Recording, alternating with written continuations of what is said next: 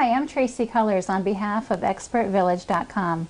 In this segment, I'm going to show you how to get the bruising down from a black eye.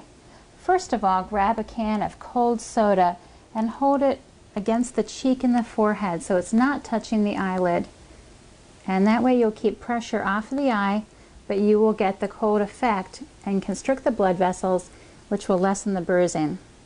While you're doing that, somebody else can be grabbing crushed ice. Make up a small baggie of it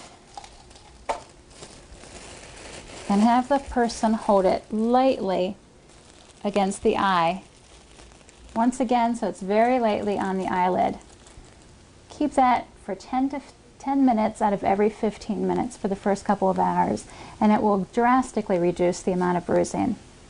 Another thing to remember is not to blow your nose, as that will increase the pressure and could cause more blood vessels to burst.